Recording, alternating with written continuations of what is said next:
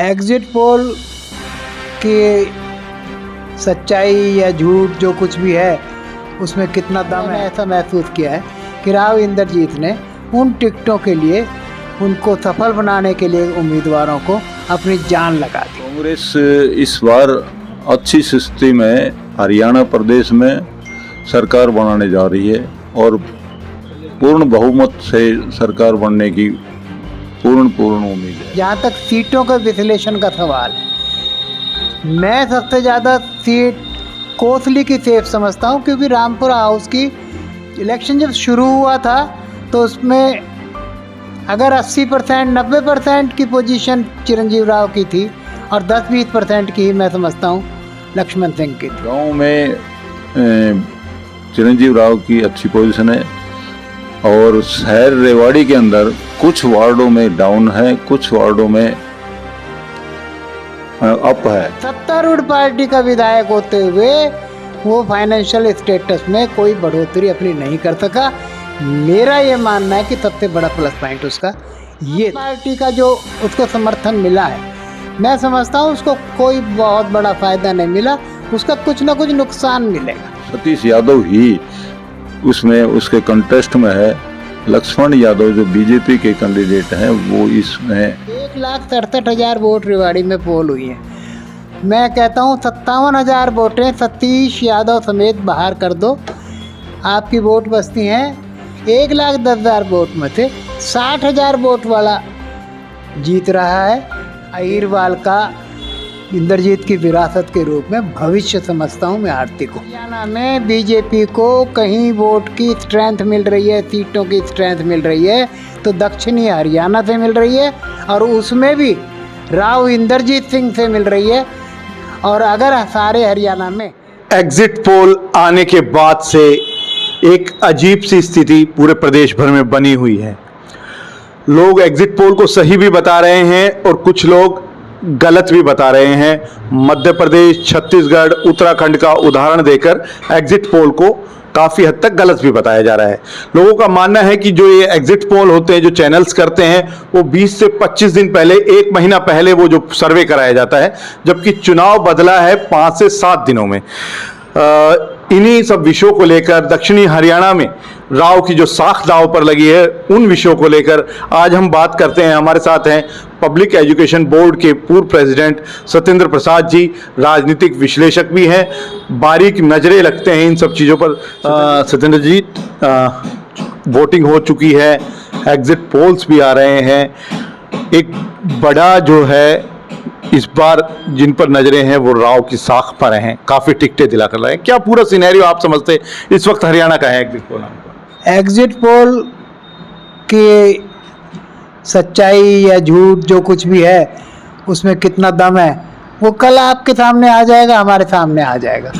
जहाँ तक राव की साख का सवाल है, बीजेपी ने राव को अहमियत दी इस इलेक्शन में। टिकटें उनके कहने से बहुत टिकटें दी,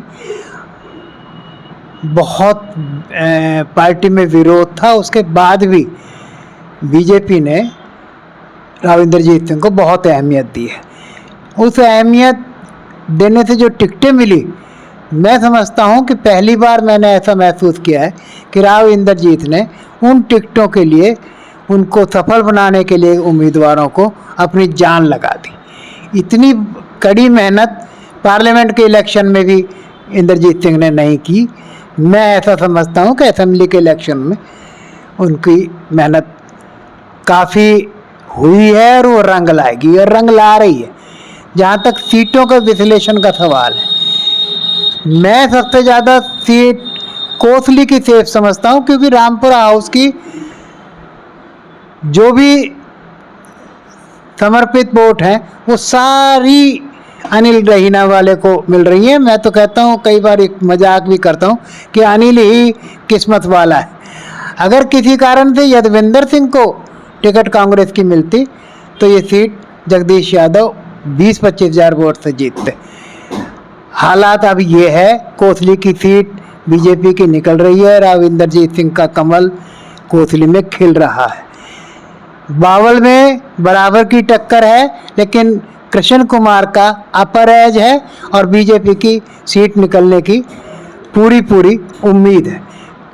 रेवाड़ी जिले की तीसरी सीट, हेडक्वार्टर की सीट रेवाड़ी की, इलेक्शन जब शुरू हुआ था तो उसमें अगर 80% 90% की पोजीशन चिरंजीव राव की थी और 10-20% की ही मैं समझता हूँ लक्ष्मण सिंह की थी। लेकिन लक्ष्मण सिंह के साथ एक प्लस पॉइंट था कि सत्तारूढ़ पार्टी का 5 साल विधायक रहने के बाद भी जिस फाइनेंशियल पोजीशन में वो 19 में था, उसी फाइनेंशियल पोजीशन में 24 में है। यही उस नेता होते, विधायक होते हुए, सत्तारूढ़ पार्टी का विधायक होते हुए वो फाइनेंशियल स्टेटस में कोई बढ़ोतरी अपनी नहीं कर सका। मेरा ये मानना है कि सबसे बड़ा प्लस पॉइंट उसका ये था। और सतीश यादव ने इलेक्शन बहुत बढ़िया तरीके से लड़ा, पहले भी 2 इलेक्शन उसने लड़े, लेकिन आप पार्टी का जो उसको समर्थन मिला है, मैं समझता हूँ उसको कोई बहुत बड़ा फायदा नहीं मिला, उसका कुछ ना कुछ नुकसान मिलेगा सतीश यादव को। सतीश यादव बहुत बढ़िया कार्य करता है। चिरंजीव राव ने अपने 5 साल रेवाड़ी में जो अपोजिशन में रह के एमएलए का रोल अदा किया है, उसमें उसको कोई दोष नहीं दिया जा सकता। लेकिन लक्ष्मण सिंह ने जो मेहनत की है, राव इंद्रजीत की 90% उनकी वोटें उसको मिल रही हैं और 65% से ज़्यादा बीजेपी कैडर की वोटें मिल रही हैं। कारण क्या है कि लक्ष्मण सिंह पुराना बीजेपी कैडर का आदमी है। 65% वोटें, इस 65% से ज़्यादा ही वोटें लक्ष्मण सिंह को मिल रही हैं। तो मैं नहीं समझता कि इन सारी वोटों का 1,67,000 वोट रेवाड़ी में पोल हुई हैं। मैं कहता हूँ 57,000 वोटें सतीश यादव समेत बाहर कर दो, आपकी वोट बचती हैं 1,20,000, 1,10,000 वोट बचेंगी। 1,10,000 वोट में से 60,000 वोट वाला जीत रहा है। देहात की पोजीशन जो भी रीडिंग आ रही है, मैं कहीं जाता नहीं आता नहीं, मैं किसी पार्टी में नहीं, लेकिन एनालिसिस के आधार पे कह रहा हूँ कि 12 से 15,000 वोटों से देहात से लक्ष्मण सिंह जीत के आ रहा है। और यहाँ किसी भी कारण से वो कमज़ोर नहीं है शहर में। पिछला जो पार्लियामेंट का इलेक्शन था उसमें जो एससी वोट बिल्कुल एन ब्लॉक खिलाफ गई थी बीजेपी के, उसमें कुछ ना कुछ हिस्सा आया है। लेकिन इलेक्शन का रिजल्ट 5,000 वोट के अंदर अंदर है, पिछला इलेक्शन ही है। रिजल्ट के हिसाब से मैं समझता हूँ कि लक्ष्मण सिंह की जीत में कोई मुझे संदेह नज़र नहीं आता। बाकी कल सब कुछ सामने आ जाएगा। रहा अटेली का, अटेली की सीट, इंद्रजीत की मेहनत और आरती की विनम्रता, राव वीरेंद्र सिंह की विरासत, किसी भी कीमत पे उस कोतली की अटेली की सीट आरती राव निकाल के ला रही है। और अहिरवाल का इंद्रजीत की विरासत के रूप में भविष्य समझता हूँ मैं आरती को। नारनौल की सीट में भी बराबर की टक्कर है। ओम प्रकाश का अपर एज है, नरेंद्र सिंह ने बहुत मेहनत की है। लेकिन ये सब है तो रामपुरा के आदमी, बंदी सिंह के लड़के हैं नरेंद्र सिंह, सब है तो वहीं के ही। इलेक्शन अभी थोड़ा सा नांगल चौधरी में अटका हुआ है। बादशाहपुर की सीट राव नरवीर को हालांकि इंद्रजीत सिंह के खिलाफ है, लेकिन निकलती दिखलाई पड़ रही है। वोट आपकी गुड़गांव भी अब प्लस में आ गई।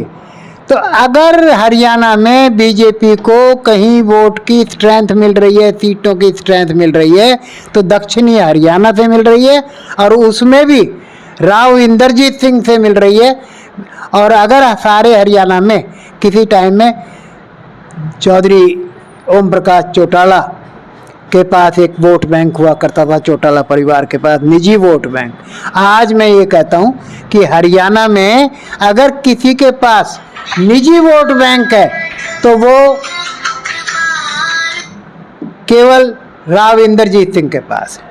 इस बात को नकारा नहीं जा सकता। तो क्या सरकार बनने की भी संभावनाएं हैं हरियाणा? बीजेपी की सरकार हंस के नहीं तो रो पीट के बन जाएगी, बनेगी बीजेपी की, क्योंकि सेंट्रल में सरकार है, उस बात का फायदा मिलेगा।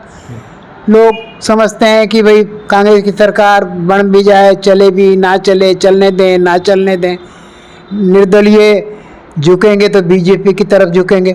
लेकिन सरकार किसी की भी बनो, अमित बाबू, अपना तो एक बात कहना है कि इंद्रजीत सिंह के कमल सारे खिल रहे हैं, अपने को तो इसी बात का संतोष है। हमारे साथ हैं आर डी शर्मा जी, राजनीतिक मामलों पर पूरी निगाह रखते हैं। बात करेंगे इनसे स्थिति पर। कांग्रेस के, हरियाणा कांग्रेस के ओबीसी सेल के प्रदेश के उपाध्यक्ष भी हैं। शर्मा जी, क्या पूरा लगता है आपको कांग्रेस की स्थिति में? कांग्रेस इस बार अच्छी स्थिति में हरियाणा प्रदेश में सरकार बनाने जा रही है और पूर्ण बहुमत से सरकार बनने की पूर्ण उम्मीद है। एग्जिट पोल जो आए हैं उन पर कितना यकीन? एग्जैक्ट पोल जो आ रहे हैं वो लगभग अप्रोक्सीमेट ठीक नजर आ रहे हैं। हम बात करते हैं रेवाड़ी की सीट को लेकर, इसको आप काफी नजदीक से देख रहे थे क्या? रेवाड़ी सीट भी हरियाणा कांग्रेस के जो कैंडिडेट हैं चिरंजीव राव जी, वो पिछले बार जो इलेक्शन हुआ था उसमें उनकी जीत हुई थी, उससे इस बार अच्छी जीत में हासिल कर रहे हैं। क्या पूरा लगता है गाँव में, शहर की स्थिति में क्या पूरा आपको नजर? गांव में चिरंजीव राव की अच्छी पोजीशन है और शहर रेवाड़ी के अंदर कुछ वार्डों में डाउन है, कुछ वार्डों में अप है। तो उसमें जो आप जो है का कैंडिडेट सतीश यादव जो है उसको थोड़ी मात दे रहे हैं।